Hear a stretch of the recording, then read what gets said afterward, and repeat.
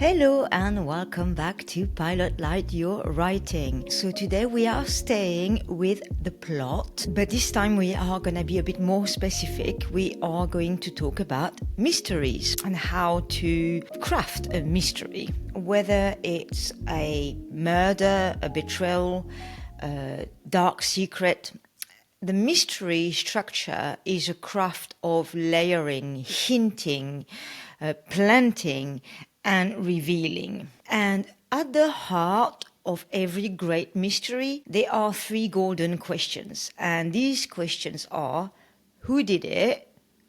Why did they do it? And how will it be discovered? And this is where mystery writers shine. Not because they can hide the answer, but their true talent is in the fact that they are making us want to chase. They are making us want to know more, to discover, to be our own detective. And in order to do that well, you need to know these answers well before you start writing a single scene. So let's start with the first question. Who did it? Well, think beyond the crime itself. Obviously, choose someone unexpected, but emotionally true. And ask yourself, what would shock your protagonist, and therefore you? And who does the audience trust naturally? Also, who has something deep to hide? Often, the best choice is someone close that we don't suspect. And because it's someone close, it stings more. Now, the second question. Why did they do it? Well, this is at the core of the emotion. Try to think beyond greed or power, even though there are motives.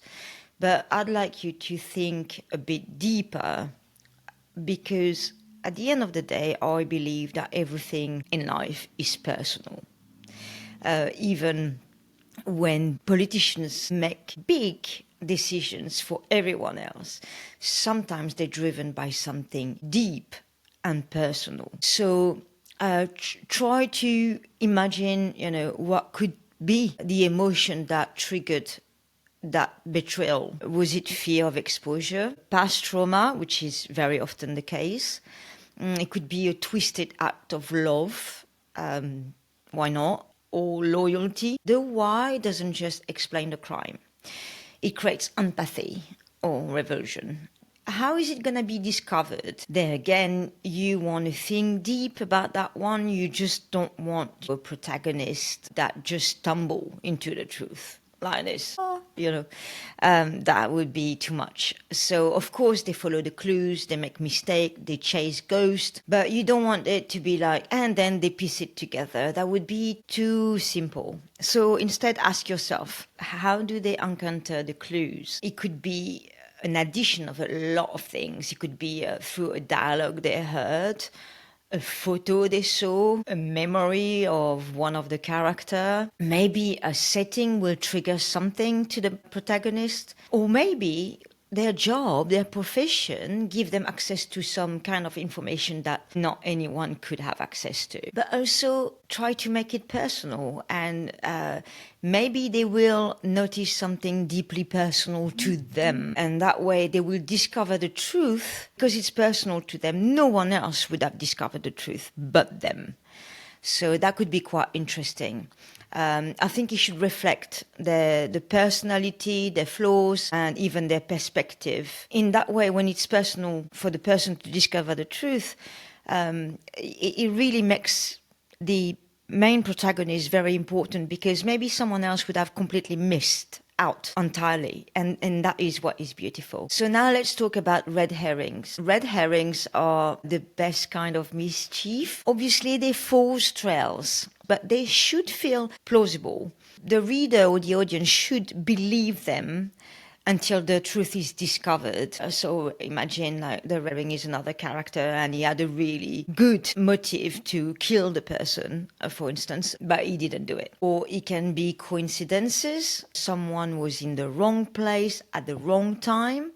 Why not? Or it could be a character that has a lot of secrets and they're hiding, in fact, something else, but it's not the murder, for instance. It's not the crime, but it looks suspicious. Or simply it could be the character's assumption, the protagonist really wants to believe it's someone, but It's not. But you don't want it to feel like it's a cheat for the viewer or the reader. Everything should be rooted in some kind of truth. Everything should be rooted in some kind of plausible cause. Everything should be rooted in character.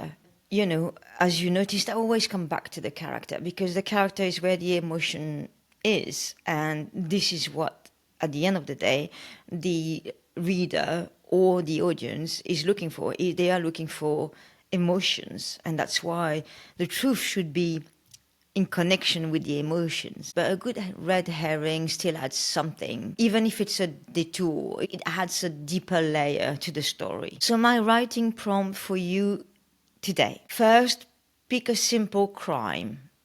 Okay, decide who did it, why did they do it, and how is the truth being discovered. Then add one scene with a clue hidden in plain sight, another scene with a red herring that feels completely believable, and another scene where, and that's the most important one really, where the protagonist is wrong, but it costs him or her, it costs them something, you know, because if it costs them something, it will, you know, hurt and sting the viewer, the audience or the reader. You can build then some tension and truth at the same time. Don't forget that mystery is all about slow reveal. It's about making your reader feel smart and surprised, because, you know, the audience like to believe that they're very smart and they're going to find out who did it before the end. And sometimes they do, and if they do, it's not a good sign, because, okay, screenwriters very often find who did it because they know how it works, but or readers. But the thing is, you should trick. I love watching things or reading books where I think I know, and I didn't. That is my greatest pleasure. So you have to make your reader feel smart, but at the same time, you have to surprise your reader. And I let you work on this, and it's quite a lot, I must admit. So I see you next time for more story magic.